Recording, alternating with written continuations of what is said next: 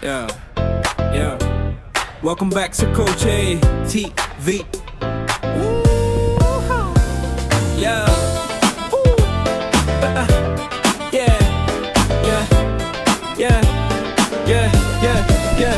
Yeah. Yo, welcome back sa Coach A TV. Yeah. Good vibes lang dito. Tara mga kabady. Hey, politics, cooking, fishing sa ilog. Mga katanpolots, sabay-sabay ang lakad.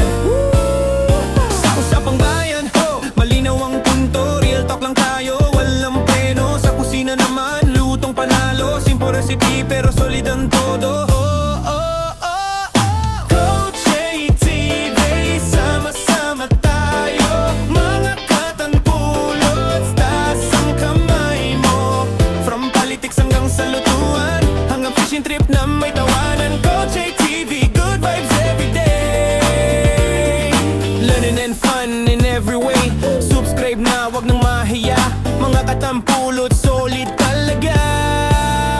Sa ganda ng ilog, hila ang isda. Kwento at aral, may mapupulot ka. Sa bawat vlog, may bagong topic. Interactive tayo, hindi static. Coach A TV, sama-sama tayo. Mga katanpulots, taas ang kamay mo. From politics hanggang sa lutuan, hanggang fishing trip na may tawanan. Coach A TV, good vibes every day. Content na swak sa lahat ng age. Like and share para mas masaya. Mga katanpulots, walang sawa. Isang channel na puno ng kwento. May aral, may saya, hindi puro biro. Dito sa Coach A TV, welcome ang lahat. Mga katanpulots, buo ang samahan.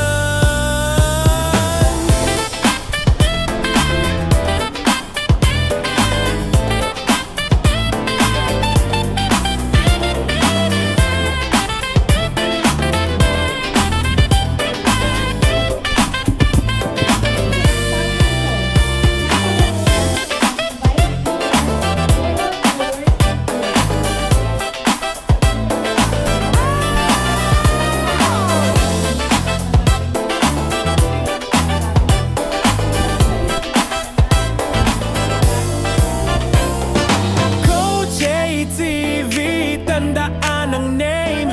Politics, cooking, fishing ang game. Yeah. Mga katampulots, kita-kits ulit. Sa next vlog natin siguradong sulit.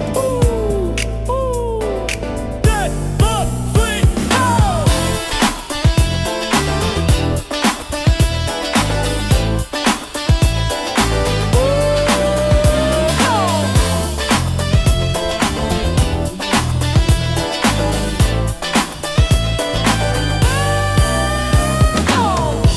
Linggo at sa hininga ng buhay na nagpapahintulot sa amin na maglingkod sa aming kapwa Pasigleño. Inihiling namin ang iyong banal na karunungan para sa aming mga pinuno sa bawat kawani ng gobyerno na narito ngayon. Naway ang aming paggawa sa araw na ito ay mapuno ng katapatan, malasakit at tunay na pagnanais na iangat ang antas ng pamumuhay ng mga taong aming pinagsisilbihan. Bigyan mo po kami ng lakas na maging tunay na lingkod bayan upang ang pag-asa ay patuloy na umagos sa bawat sulok ng ating lungsod. Panginoon, itinataas din namin ang aming mga puso para sa pandaigdigang komunidad. Sa gitna ng kaguluhan sa mundo, idinadalangin namin ang kapayapaan sa gitna ng tensyon sa Middle East. Gabayan mo po ang mga pinuno ng mga bansa tungo sa pagkakaunawaan at protektahan mo ang mga inosenteng buhay na nadadamay sa hidwaan. Naway manaigang pag-uusap kaysa sa dahas at muling maghari ang katahimikan sa mga lupain doon. Sama-sama kaming magsisimula ng linggong ito na may pag-asa at dedikasyon sa aming sinumpaang tungkulin. Amen. Salamat po, Ginoong Picar. Hinihiling naming humarap po tayo sa ating watawat ng Pilipinas. Ilagay natin ang ating kanang kamay sa kaliwang bibig at awitin natin ng buong dangal ang lupang hinirang sa saliw ng musika ng Pasig Symphonic Band. Mga kababayan, ang pambansang awit ng Pilipinas.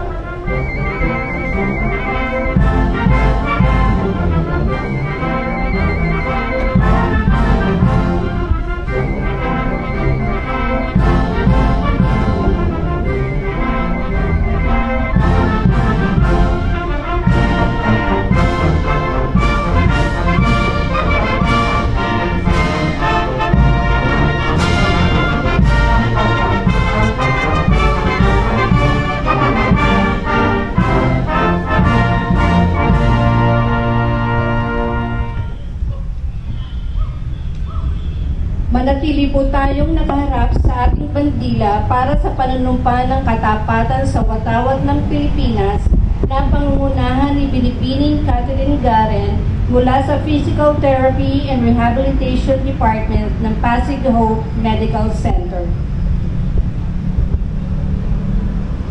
Itaas po natin ang kanang kamay at sabay-sabay nating bigkasin ang panunumpa ng katapatan sa watawat ng Pilipinas. Ako ay Pilipino, buong katapatang nanunumpa sa watawat ng Pilipinas at sa bansang kanyang sinasangkisag, na may dangal, katarungan at kalayaan na pinakikilos ng sambayanang makadiyos, makatao, makakalikasan at makabansa.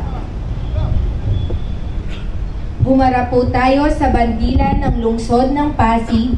Sa pagkakataon naman pong ito, awitin natin ng buong sigla ang Marcha ng Pasig sa saliw ng tugtugin ng Pasig City Symphonic Band.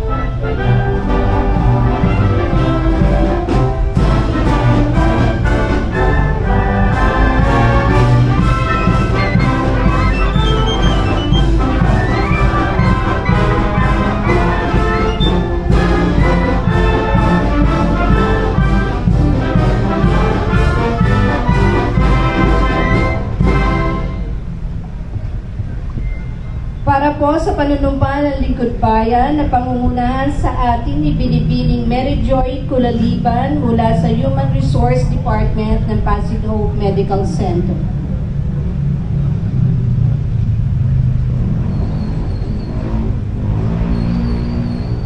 Panunumpa ng Lingkod Bayan. Ako ay isang Lingkod Bayan. Pangangalagaan ko ang tiwalang pinagkaloob ng mamamayan.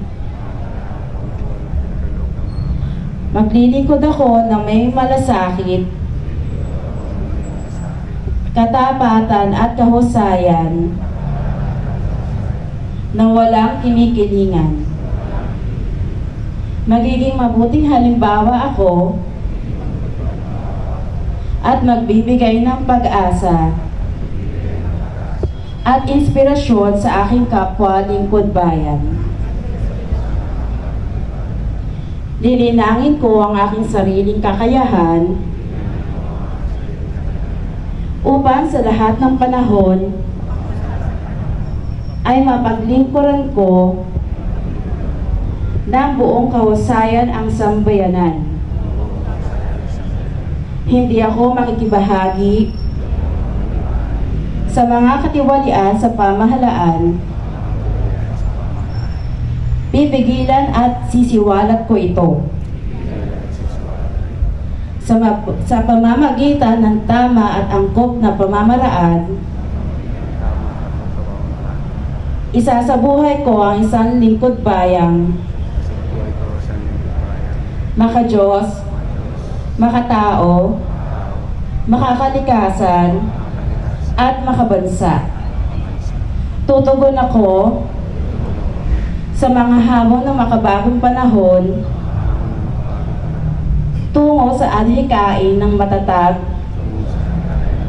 maginhawa, at panatag na buhay. Sa mga tungkulin at hangaring ito, kasihanaw ako ng may kapal.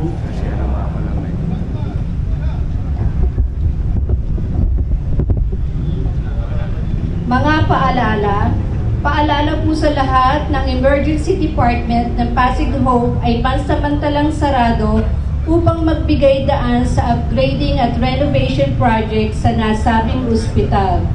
Tungo sa pagpapalawak ng mga serbisyo nito at pagiging isang Level 2 General Hospital.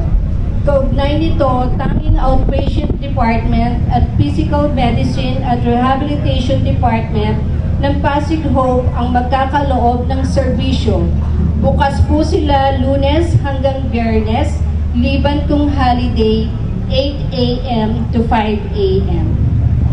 Maraming salamat po sa mga departamento at tanggapan na nanguna sa maikling programa sa umagang ito mula sa social sector ng Pasig Hope Medical Center sa pangunguna ng ating Medical Director, Dr. Joselito Marete, at Hospital Administrator, Ma'am Iona Salameda.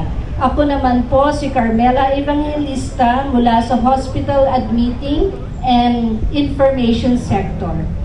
Maraming salamat din sa ating Pasig City Symphonic Band at Cultural Affairs and Tourism Office. Ako naman po si Jane Catherine R. Cruz mula sa Physical Medicine and Rehabilitation Department of Pasig Hope Medical Center. Kami ang naging guro sa palatuntunan ngayong umaga. Maraming salamat po.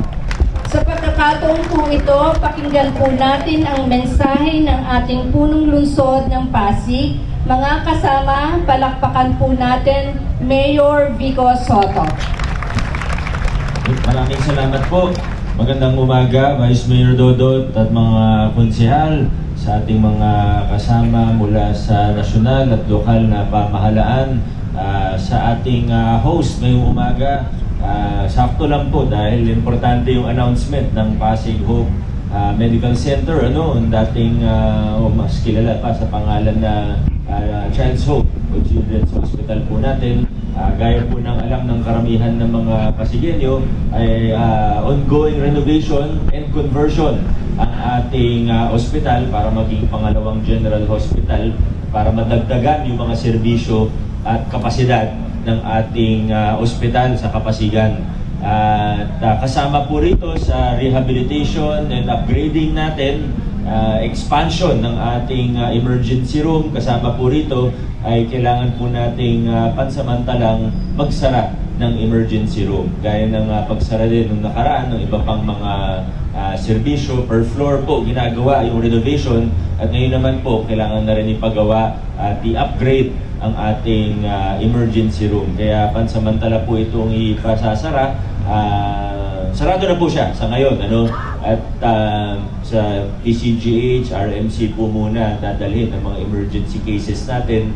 At siguro pagkatapos nito, pag pwede nang buksan ulit yung Pasig Hope Medical Center Emergency Room o ER, tsaka naman natin i-upgrade din yung sa PCGH dahil ito rin po ay for expansion na rin. So parehong emergency room ng dalawang city-run hospitals natin ay may improve, gaganda ng konti at madadagdagan ng kapasidad. Dahil alam po natin na isa ito sa pinaka challenge sa mga ospital, public and private, pero lalo na sa pampubliko, ito yung nakikita natin, kailangan talaga yung mataasan yung kapasidad sa mga ER natin. Kaya maraming salamat at sa mga pasyente natin, sa mga kliyente ng ospital, lalo na sa emergency cases. Pasensya na po. Ito naman po ay para ma-expand ang ating kapasidad at para mapaganda ang dalawang ospital po natin. Kaya salamat sa inyong pasensya. Pangalawang announcement po, gaya po ng nararamdaman at nakikita natin, tumataas ang presyo ng gasolina. Tayo po ay nagpapasalamat sa nasyonal na pamahalaan. May binababa po ang Malacanang sa atin na programa sa lahat ng LGUs. Una yata yung sa NCR o Metro Manila, AICS o Assistance to Indigents in Crisis, Assistance to Individuals in Crisis Situations sa pamamagitan ng DSWD para po sa ating mga naghahanap buhay na drivers. So mauuna po yung tricycle drivers pero kasama rin po sa programa ng jeepney and other PUVs, kasama po ang TNVS na de gasolina at pati po ang ating mga UV.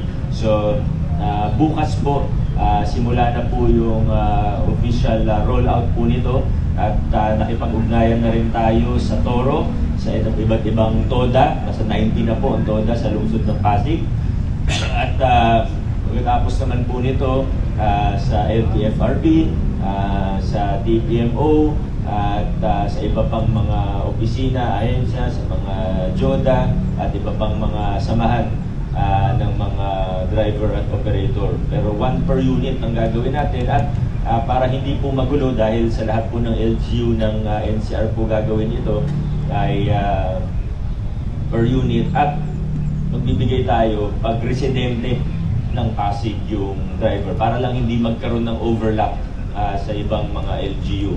Nagdi-duplicate din naman ng DSWD, kaya wag na rin pong subukan kung na mag-apply sa dalawang LGU kasi tatagal lang yung proseso kasi makikita rin naman ng DSWD, may master list database naman po sila, kaya hindi rin uubra yun kung subukan mag-apply sa dalawang LGU, madi-duplicate din po yun. So wag na pong subukan para hindi na po tumagal ang proseso. Maraming salamat sa kooperasyon at tulong ng bawat opisina at bawat organisasyon kagaya ng mga TODA sa lungsod ng Pasig. Yun naman po, maraming salamat. 5,000 pesos per driver po pala or per unit ang ibibigay po. So maraming salamat at yun lang po muna. Adjourn na po tayo.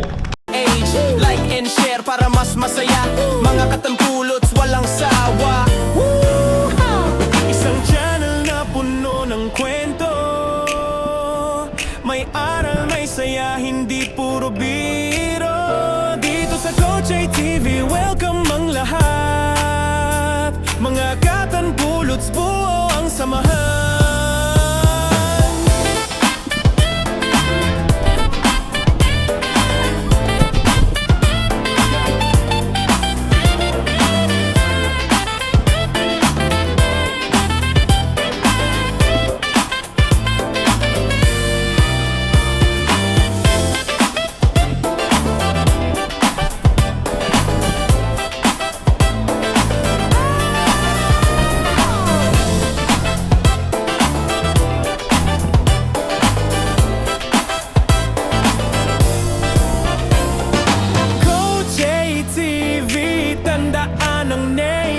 Politics, cooking, fishing ang game, yeah. Mga katampulots, kita-kits ulit sa next vlog natin, siguradong sulit. Ooh.